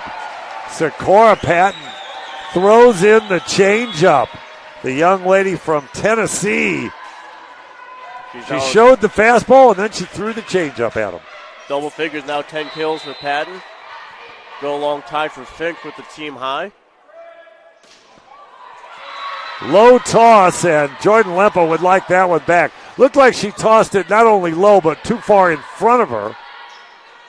And so she couldn't quite get there, and it went into the tape. And we're all even at 11. So this has been our most even set so far, as Chastity Hill was handcuffed. Webster gets a free ball, and they finish it with Borick down the line. And she's hitting as hard as she did in the first set. So that's a bad thing for Greenville. Yeah, there's not many that can bring it harder from Borick. No, she's one of the top hitters in the conference in terms of arm speed. Nelson with some placement. The face Anna Finch gave to our line judge, Scott Mertens, was priceless. We needed a close-up camera on that one. She gave him the old, that can't possibly be in, but I believe that call was 100% correct. Oh, yeah, it wasn't even close to the line. No, she got that one nicely. That's in, too. Jazz Smith with the power. Speaking of arm strength. Yes, she and Borick are showing off with some powerful pin hitting. And Smith will be the server. So the tightest set, and again, a low toss. That ball never got above her ear. I always watch the servers toss. Some of them seem to be in such a hurry. In club, you have 8 seconds. I think in NCAA volleyball, I'll have to ask our refs sometime. I think you have about 8 seconds to serve, and they seem to be, as soon as the whistle blows, they throw it in the air. And so Smith misses that one and gives Webster a 2-point lead again. Peyton Morris gets the kill. A little roll shot that Webster couldn't handle. Peyton and Morris, as we mentioned, worked up from JV. That's a great story. Always love to hear about players that have worked away. But we get our first towel timeout. Haven't had one of those yet today, as it is a brisk morning here in Greenville, Illinois. But some cleanup in the center of the court by Allie Spohr. So a little bit of a towel timeout against our server, Chastity Hill. She played at Freeburg High School, the Mighty Midgets, one of Coach K's favorite nicknames. Been there for a Prepcast broadcast in the past. Chastity Hill with another quality dig. She wants to stay on serve. Borick tried to clear it on 2. Now the tip is down. Stahl, not only did she tip it, but it caught the tape, which made it land even closer to the center line. She had a smile on her face after that ball dropped. She almost missed it. We're all even at 14s. Borick into the double block. Good pickup by Spohr to cover it. Another tip from Finch. And no transition for Allie Spohr. Borick setting, so she didn't have a lot of options because she was lined up on the left, so she had to go to Spohr. And now Greenville with the 1-point lead. Nelson will try the shot out of the middle. Now that's what happens when you have a really good libero. Jordan Lempa made no attempt to play that ball because she so trusted Chastity Hill to get it. And Hill kind of thought Lempa might have taken it. She won't let another one drop. Off of hands and down for Anna Finch. I have the stats for digs per set. And Chastity Hill almost 5 digs a set to lead the conference.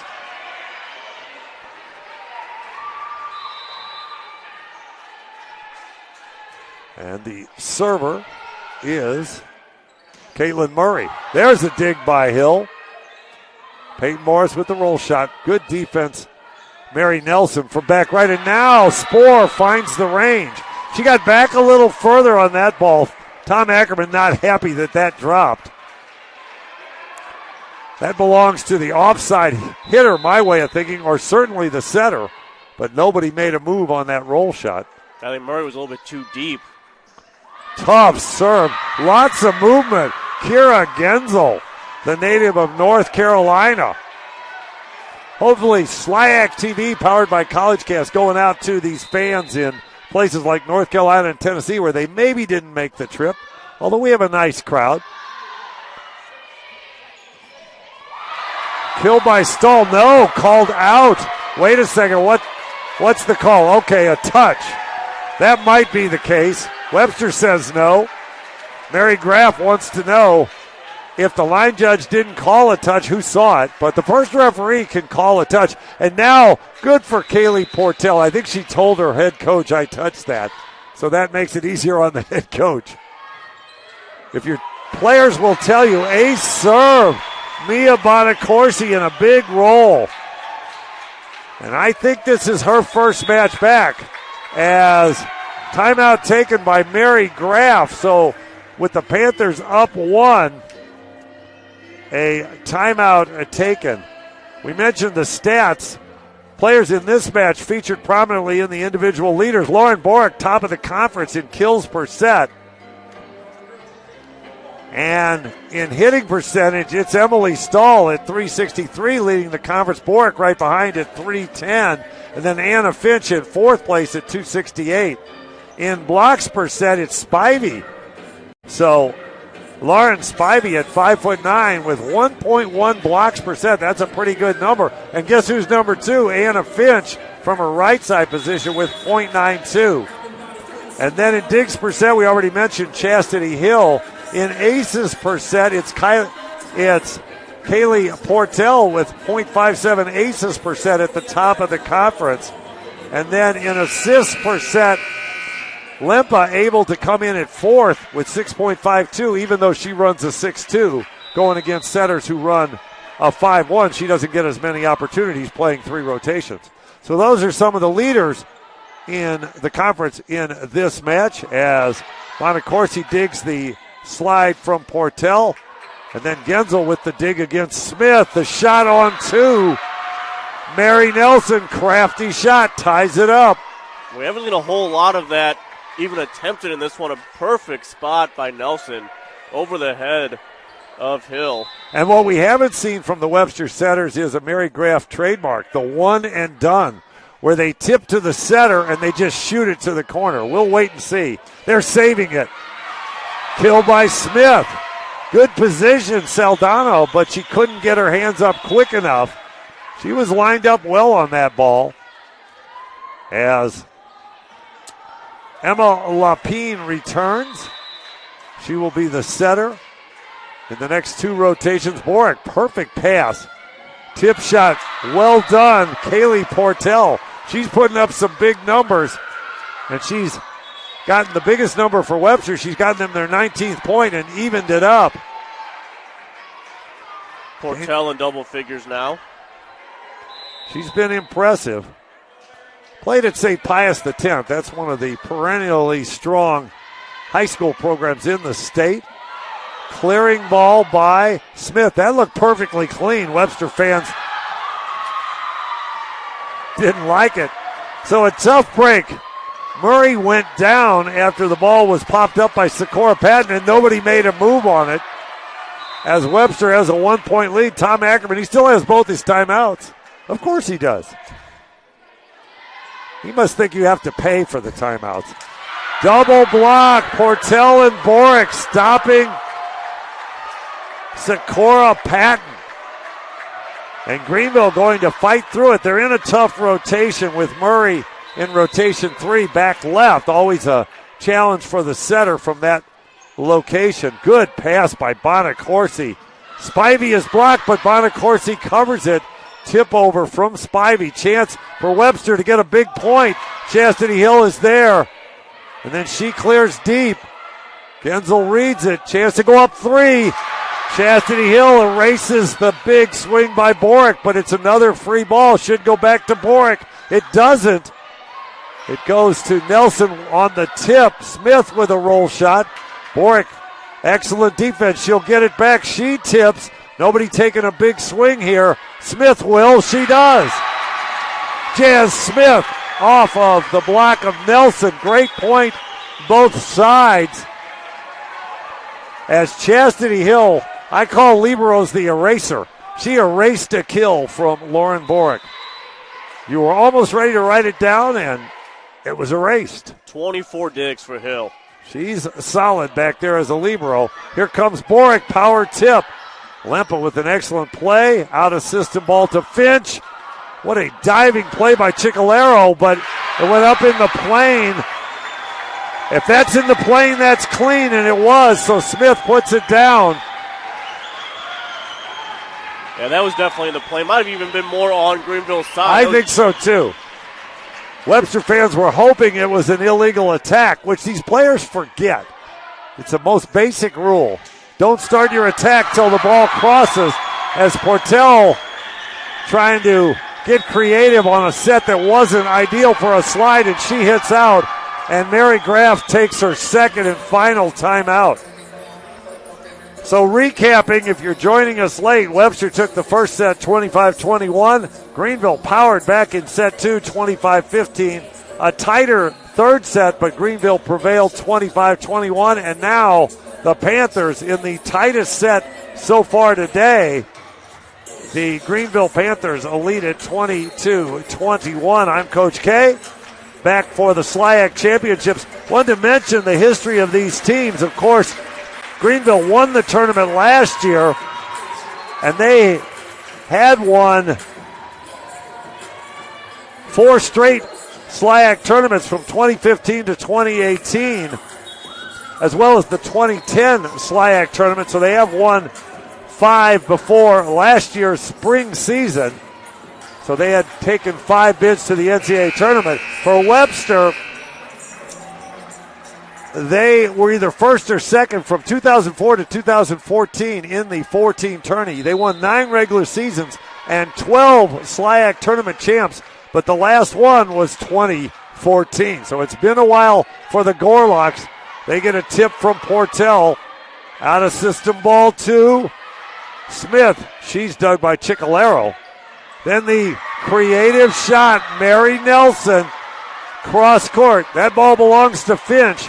She did what she's supposed to. She came for the short tip, and the creative tip went over her head, and we're all even at 22.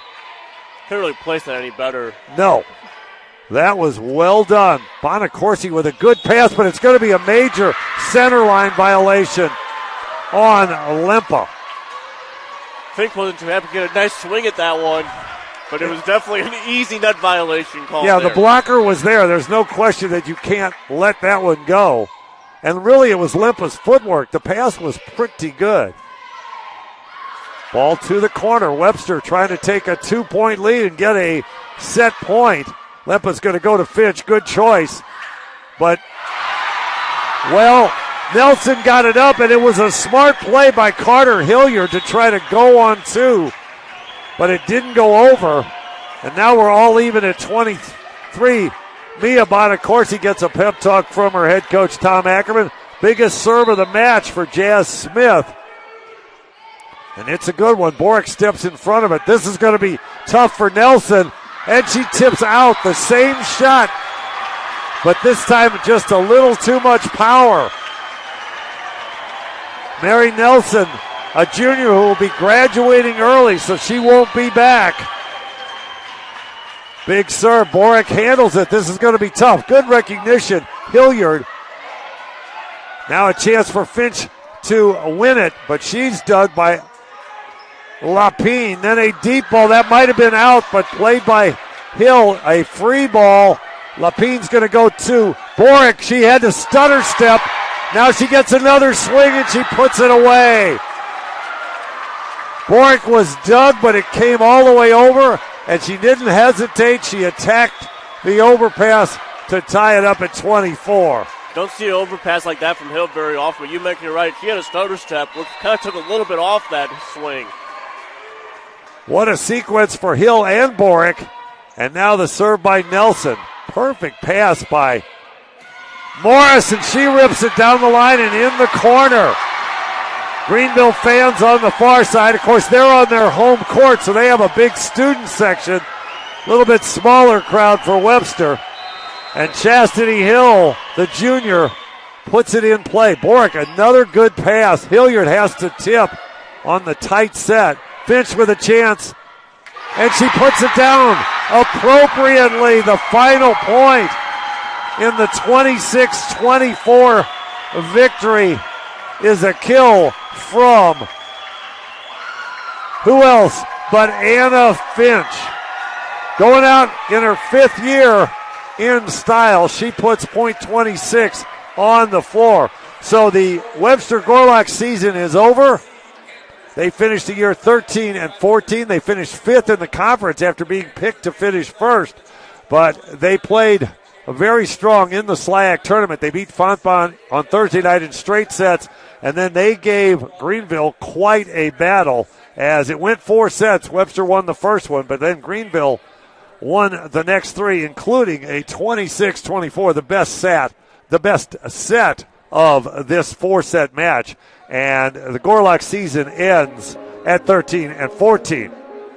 For the Greenville University Panthers, they get their 23rd win of the season.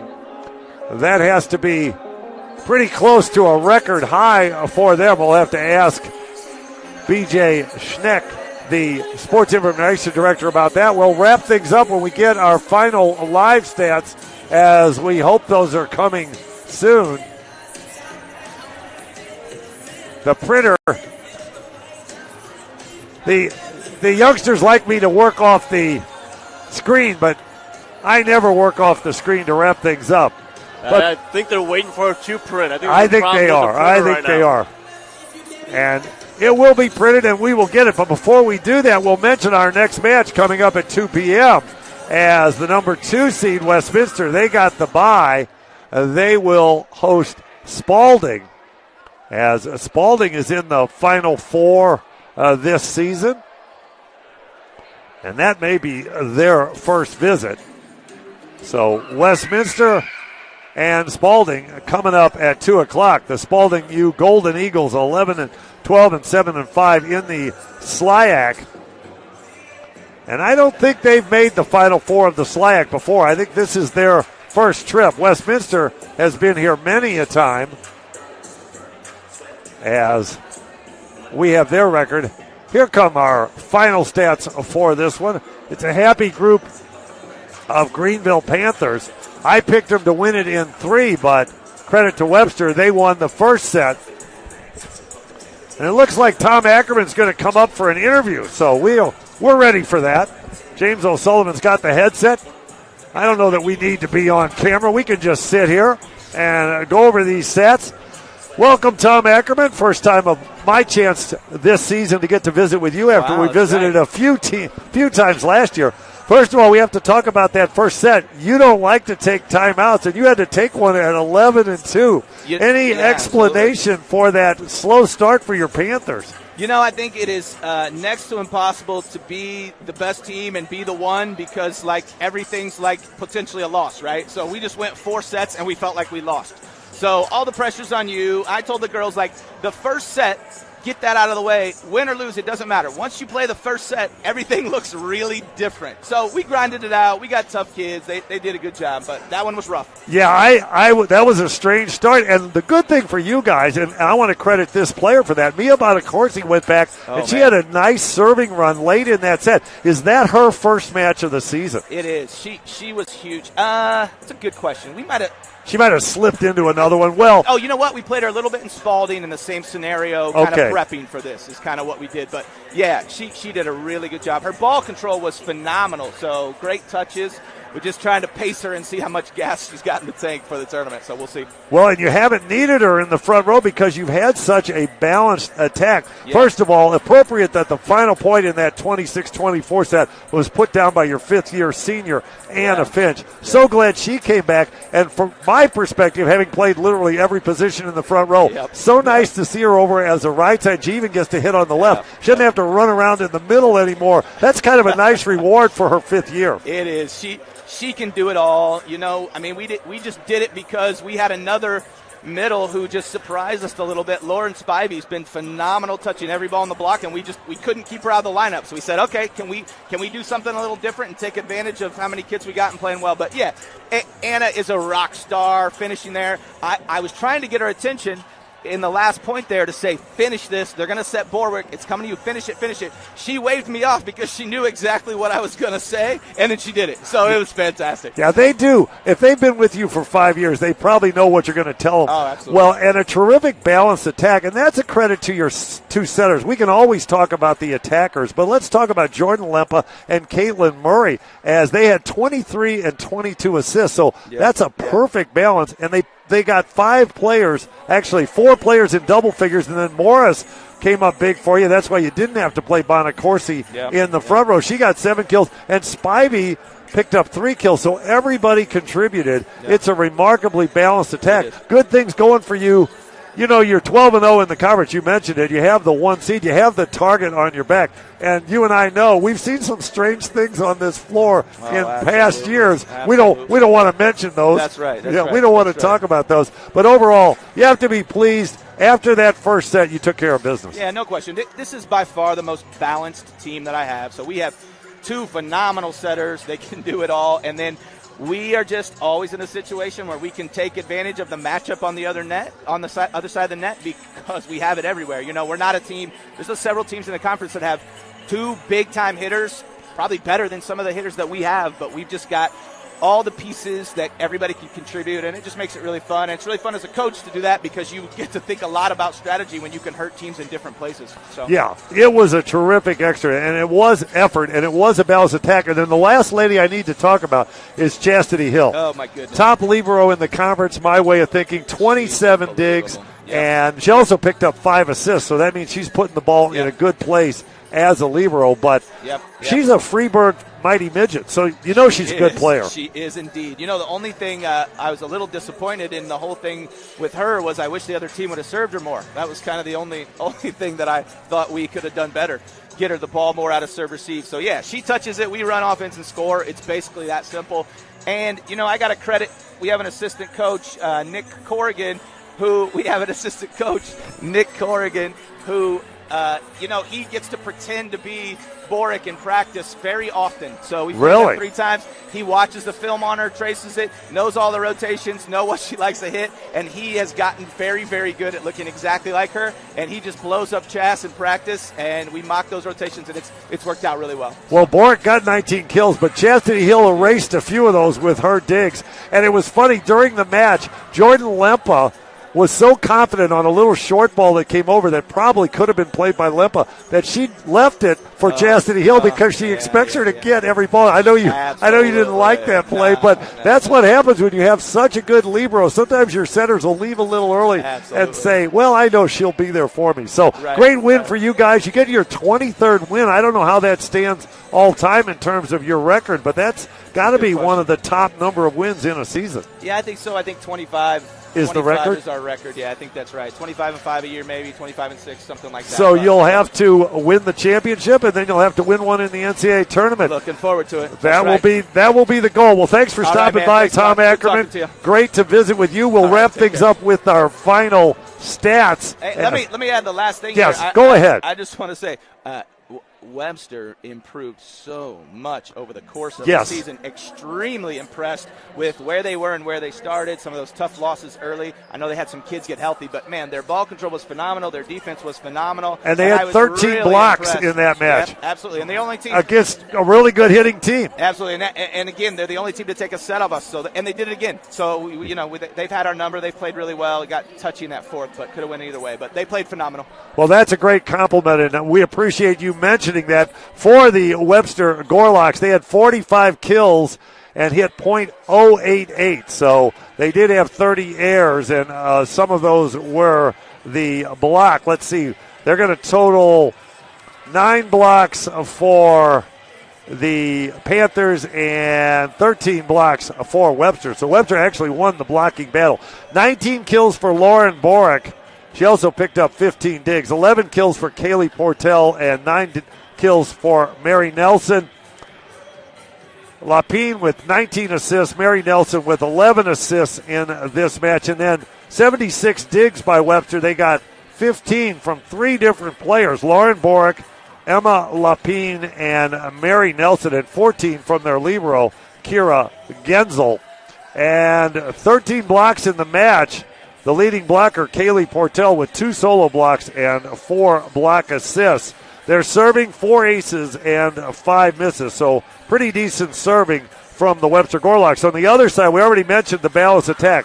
12 kills for Finch, 10 for Patton, 10 for Smith, 10 for Stahl, 7 for Morris, and Spivey chipped in with 3. 52 kills. They hit 140 on the match. And Murray with 23 assists, Lempa with 22. Chastity Hill from her libero position with 5 assists. She also had 27 digs, 13 for Jordan Lempa and Jazz Smith, 11 digs. And then Mia Bonacorsi seeing action really for the first time all year in terms of a whole match.